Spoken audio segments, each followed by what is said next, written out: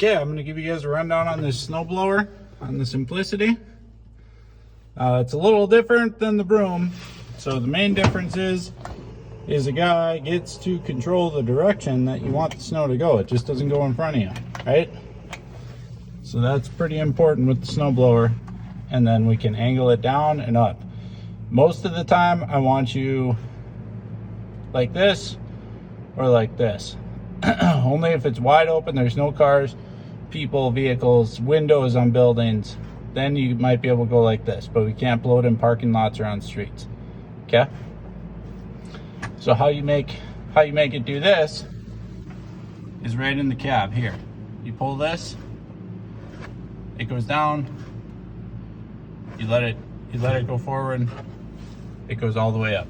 Okay? So you pull it and then you twist it just 90 degrees. You don't need to crank on this thing. You just a little bit tight and it'll stay like that. You let it go, it'll go up. Okay? So just like that. Now over on this side, this button right here controls your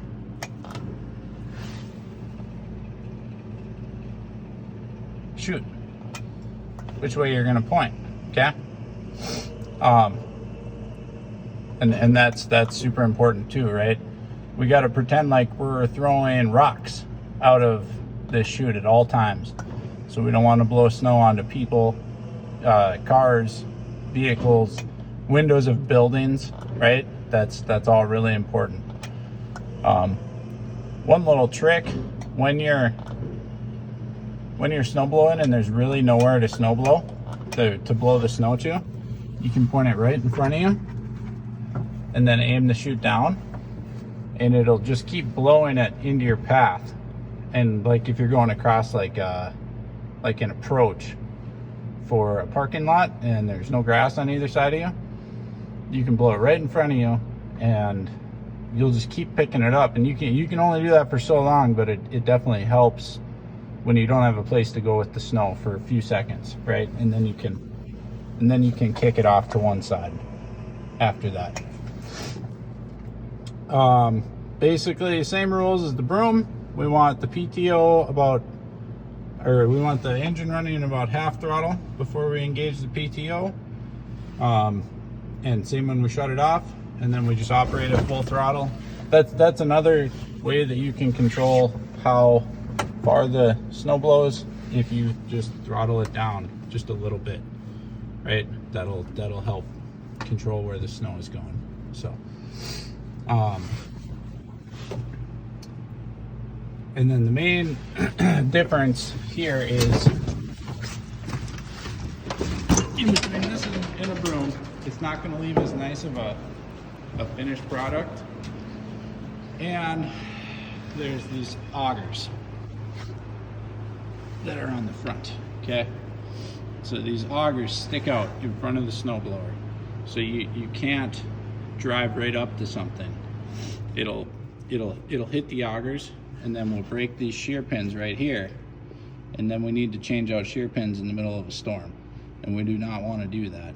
So we can't bump into anything with the front of it. And also it'll wreck whatever you hit too, right? It's not like the broom. If you brush up against something, it's probably going to be okay. This is going to scratch, damage walls, stuff like that. And then the other main difference is it's got a hard cutting edge on the bottom. We don't have broom in front of us. So you're going to feel every sidewalk crack. You know, if there's any big tall raised sidewalk cracks, you don't want to be going full speed with this thing. You want to go fairly slow, nice and easy.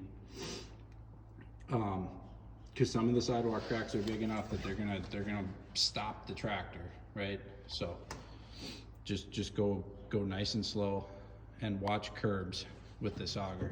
Okay, we really got to watch the curbs, places that we don't bump into curbs in like parking lots and stuff, and take out a shear pin. That'll really mess up your night if you take out a shear pin and hit something with this auger. Okay, so yeah, that pretty much covers this snowblower.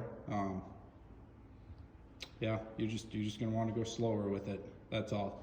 It is cool because you can direct where you want the snow to go now, right? So places like in the back of the PHP building at the hospital, where normally you can't broom the snow right up against the door. You can drive right up, get within a foot of the door of this thing, and actually blow the snow out over onto the grass next to you. So pretty handy. That's it. Thanks.